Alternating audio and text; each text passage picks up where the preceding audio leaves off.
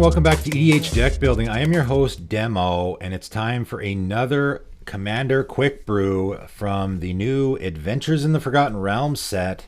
Lots of new legendary creatures to talk about. What are we going to do with them? I'm going to throw out some ideas for you guys just to get those brew juices flowing. Starting out with Xanathar Guild Kingpin.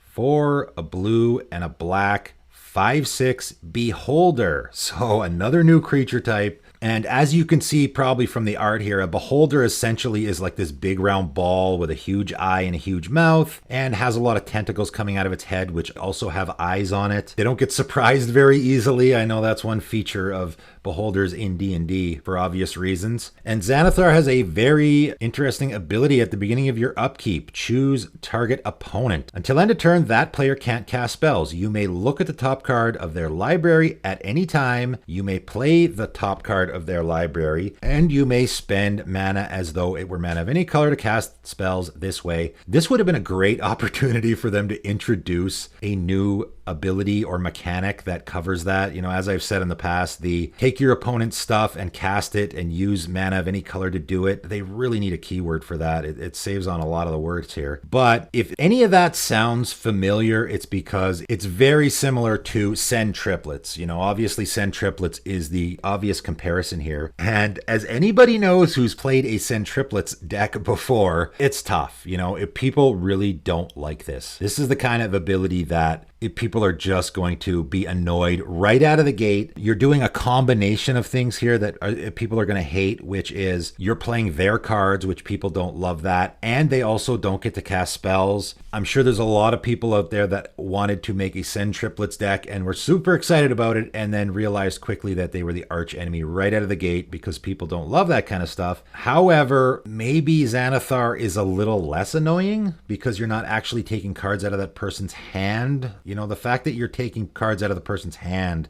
is really obnoxious with Send Triplets, I find. With Xanathar, you're looking at the top card of their library, and you may play the top card of their library. So the build around here, you know, with Send Triplets, you have to put like Chromatic Lantern and stuff like that in there because you need the mana. With Xanathar, you don't. So that part you don't have to worry about at all. For me, I'm looking at the top card of the opponent's library. That's what I want to do. At the beginning of your upkeep, you're going to choose target opponent.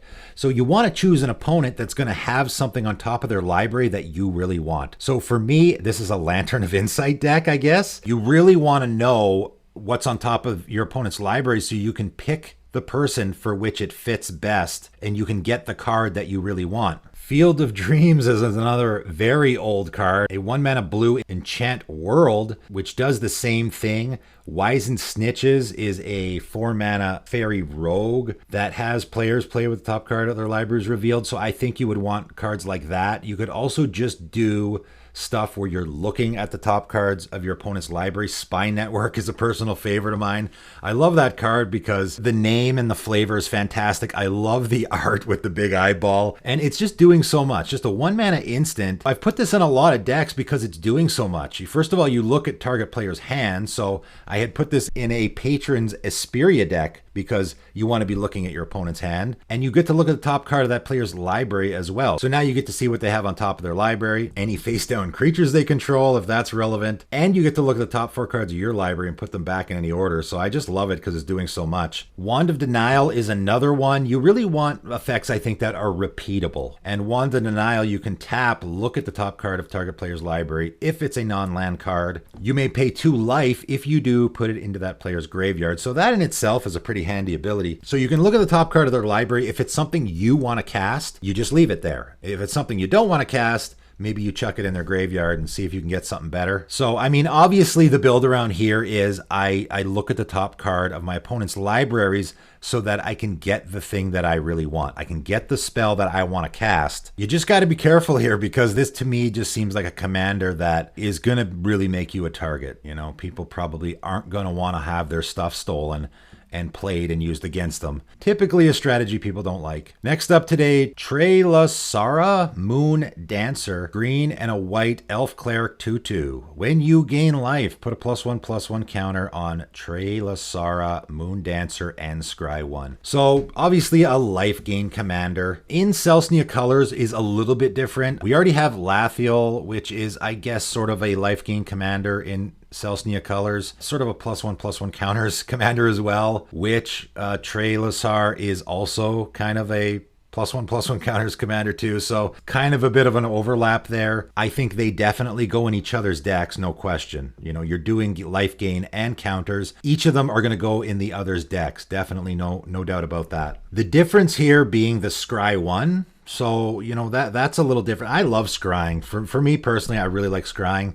So you're going to be looking at the top of your library a lot. So that is the less obvious direction I would go. Like, I mean, the obvious direction here is you want lots of life gain and you're putting +1/+1 counters on your commander. You want instances of life gain, right? Whenever you gain life. So each single instance, Soul Warden. So every single time a creature comes into play, you're going to get this trigger off your commander. You definitely want as much of those as possible rather than the I gain a big amount of life. You don't want that. You want I gain 1 life as many times as I possibly can in a turn cycle. And then also you're going to be scrying 1 like crazy. And when you're scrying 1 a lot, you can set up the top of your library a lot. So maybe miracle cards would work in this deck. Like Entreat the Angels, for example, I think would be a great fit in this deck. Banishing Stroke is another pretty good one. 5 and white instant to put an artifact, creature, or enchantment on the bottom of its owner's library. That's kind of a lot, but the miracle cost is only 1 white mana. I know it seems very underwhelming, but if you're going to gain life 6 times in a turn cycle, you're going to end up scrying 6. That's really advantageous. And constantly looking at the top of your library means you can play cards like Call of the Wild that I just talked about in one of my 10 cards videos, where